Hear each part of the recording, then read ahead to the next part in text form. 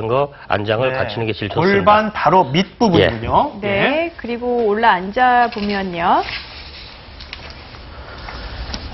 설명 좀 해주시죠. 페달을 일반인들이 대부분들이 페달을 발을 올려놨을 때 대부분 중간이나 뒷부분 뭐 아무 부분들도 상관없이 이렇게 놓는데 자기 발바닥의 제일 넓은 부분을 페달에 올려놓으면 앞꿈치 2분의 1 정도가 위치가 됩니다. 그래서 자기 발바닥에서 제일 넓은 부분 쪽으로 페달을 올려놓으면 정확한 페달의 위치가 됩니다.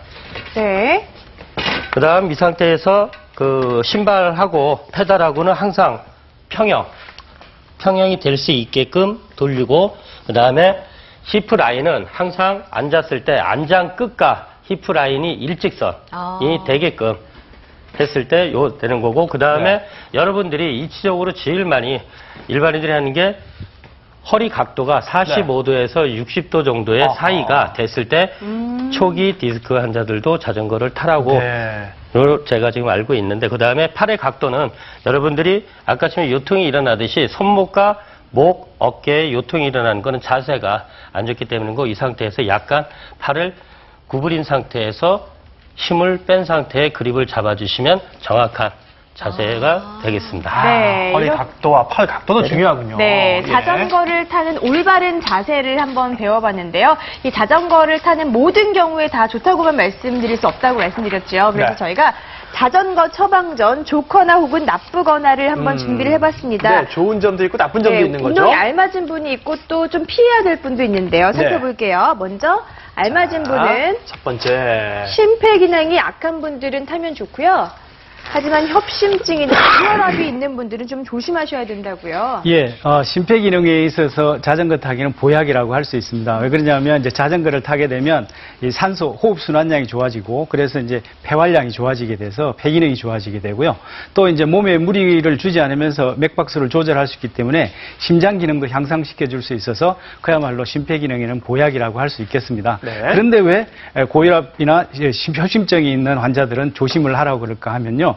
사실은 이제 갑작스러운 운동을 하게 되면 이 심장이나 그 혈압을 갑작스럽게 급격히 높이는 그런 부작용이 있게 됩니다. 그래서 이제 갑작스러운 자전거 타기는 몸에 좋지 않다는 것을 알려주기 위해서 하는 것이고요. 오히려 꾸준히 운동을 하시게 되면 이 몸에 나쁜 콜레스테롤도 줄여주실 수 있고, 협심증이나 고혈압의 정상을 개선시킬 수 있는 좋은 효과가 있습니다. 네, 그렇군요. 심폐기능이 약한 분들에겐 좋지만 협심증이나 고혈압이 있으신 분들은 조심하셔야겠습니다. 자, 두 번째는 살을 빼고 싶어요. 이런 분들에게 자전거가 딱 좋죠. 하지만 엉덩이에 발진이 돋은 분들은 피하셔야 되겠군요. 한길 선생님. 실질적으로 그 자전거를 탈 때는 일반인들 같은 경우에 그냥 가까운 생활거리는 일반 평상복으로 자전거를 타셔도 큰 무리는 없습니다. 그러나 실질적으로 자전거를 오래 타거나 운동을 하셔야 될 그 복장은 자전거를 안에 패드가 들어있는 반바지를 꼭 입으시면 여러분들이 생활 속에서 타는데 자전거를 타는데 큰 도움이 될 텐데, 일반적으로 안에 그 바지에 그 슬림이 있는 꼬맨 자국이나 여러 가지 그 부분들이 있을 때 슬림 현상이 일어나기 때문에 닿는 부분 쪽에 많은 그 상처를 입기 때문에 그거를 주의하셔야 됩니다. 네, 그렇군요. 알겠습니다. 네, 그러면 자전거를 타면서 좀 엉덩이를 괴롭히지 않는 방법이 있을까요?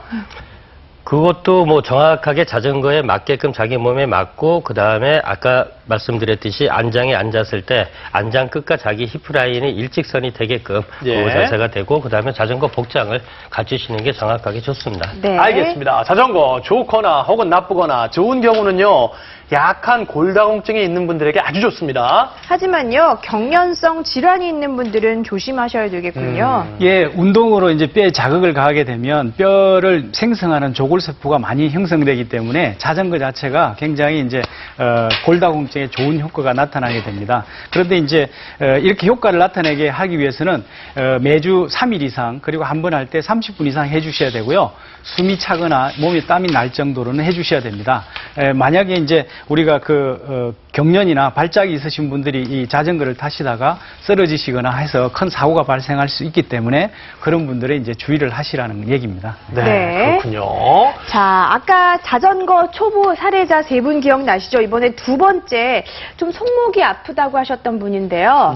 손목 터널 증후군을 네, 겪을 수 있겠고, 이건 보통 컴퓨터를 많이 사용하거나 집안일 하시는 분들한테 그러니까요. 나타날 수 있는 일이지 않나요?